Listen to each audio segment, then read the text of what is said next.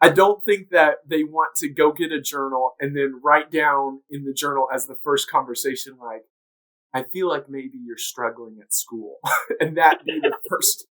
So, what are some ways? How can they get that process started? What's the first Um, conversation? so it could be anything. It could just be where they may just write a quote. Um, it could be something that they've noticed that that person has done really well and just praising them. That really is. That's such a cool idea, though, especially about those topics that are more difficult. Because I think that so many times parents want to have conversations, but they also don't want to. They don't want their child to feel like they're hovering or that they're just all up in their business or anything like that. They really want it to be an open conversation, and parents really do desire that with their kid. But to be able to write it down in a journal would be so great. Can you choose to not write back about a thing?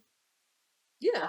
So you can, and I mean, it's really whatever you want it to look like. I mean, you can even choose to not respond in words and draw a picture. Sometimes silence speaks larger than words, Mm. whether said or written. So that, in a way, is still communicating a need or something that they feel. There are a lot of different ways that you can do it in my head because it's really per person or per family. But you can set your own limitations on it. You can have a journal for any emotion if you want to, or a different topic. Um, and the thought process is both people would check it at least once a day. Okay. Now you can check it more, but you would check it at least once a day.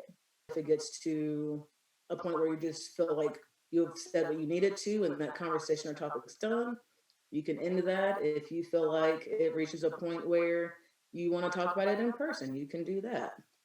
So it kind of helps, I feel like, bridge that gap of miscommunication or no communication.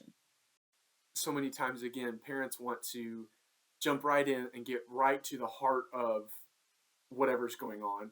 And it takes Mhm. time to get there, especially if you're new with having deep conversations with kids. As therapists, we get to do that all the time. But even us, it takes us 6 sessions or so before we've really got that rapport where it's like, hey, you really can tell me whatever.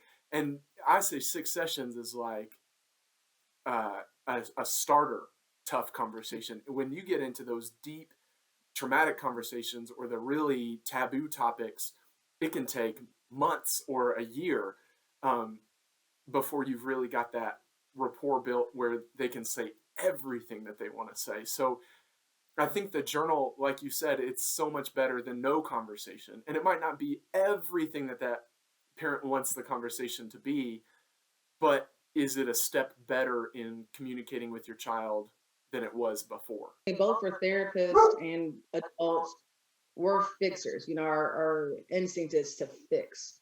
And a lot of times they don't want us to fix it. They just want to be heard and they want to just us to just listen.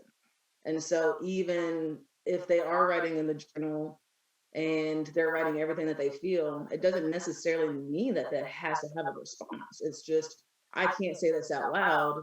I'm a lot more comfortable saying this on paper, and I don't really need you to respond. Just know that this is how I'm feeling. I think them feel like they can advocate for themselves in a way and give a voice when maybe otherwise they haven't felt like they've had a voice. Yeah. So The parent gets concerned, and then the child hasn't really even been talked to about all this stuff that's going on. So I do think that there needs to be much better open communication. And I think open communication looks much different where it's um, you are allowed to check in with me, I'm allowed to check in with you. You can bring concerns to me, I can bring concerns to you. Parents really do desire that with their kid. But to be able to write it down in a journal would be so great, especially with adolescents and teenagers as they're growing and kind of becoming their own person.